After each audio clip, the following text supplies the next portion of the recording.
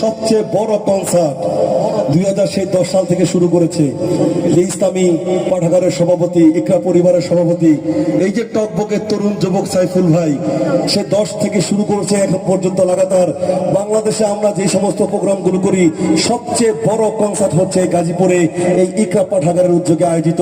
আমরা 10 থেকে শুরু করেছি, এখন পর্যন্ত কোন কনসার্ট এটাকে ছাড়িয়ে যেতে পারে নাই। বলেন আলহামদুলিল্লাহ। এত আসছে আলহামদুলিল্লাহ, আর একটু জোরে আলহামদুলিল্লাহ। ইকরা পরিবারের জন্য অনেক অনেক ধন্যবাদ এবং ইসলামী পাঠাগারের জন্য অনেক অনেক শুভকামনা রইল। ভাই সময় বেশি নেব না, অনেক শিল্পীরা আছেন, একজন দুইজন টকবকে যুবক চাই ভাই। এখান থেকে দাঁড়িয়ে খালি কণ্ঠে নারায়ে তাকবীর বলে পুরো মাঠকে আমরা কাঁপায় দেব, মুদির চেয়ারের পায়া আমরা ভেঙে ফেলবো। নারায়ে তাকবীর আল্লাহু আকবারের ধ্বনিতে আমেরিকার হোয়াইট হাউস থর থর করে কাঁপবে আমাদের আওয়াজে। তাম পৃথিবীর ইহুদি নাসারাদের তখতে তাউজগুলো থর থরে কাঁপবে এই মুসলমানদের আওয়াজে। এমন জোরে নারায়ে তাকবীর বলতে পারবো আমরা, একজন দুজন যুবক দাঁড়িয়ে ফাটিয়ে দেব, ফাটিয়ে দেব।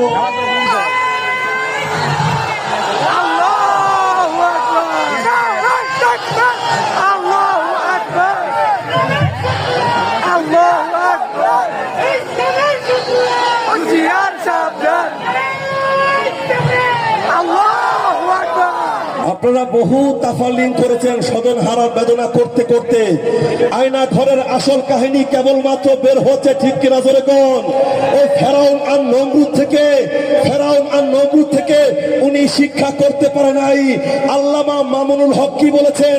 একটা গ্লাসের মধ্যে যদি ফেরাউন রে, নমরুদ রে এবং শয়তান রে গোলানো হয়, একটা শেখ হাসিনা কুলাঙ্গার তৈরি হয়। ওই কুলাঙ্গার বাংলার জমিনে আর ঢুকতে পারবে না, ঠিক কিনা জোরে কোন? এই ছুটে আয় শাহজালালের নির্ভীক সৈনিকেরা, খতম কর গোবিন্দের চালা চামুন্ডা গোলা।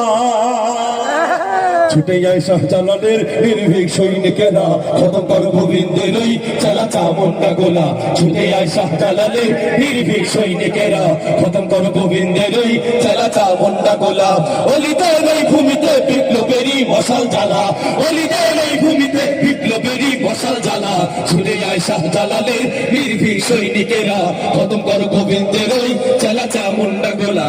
ছুটে যায় শাহজালালের নির্ভীক সৈনিকেরা, খতম কর গোবিন্দের চালা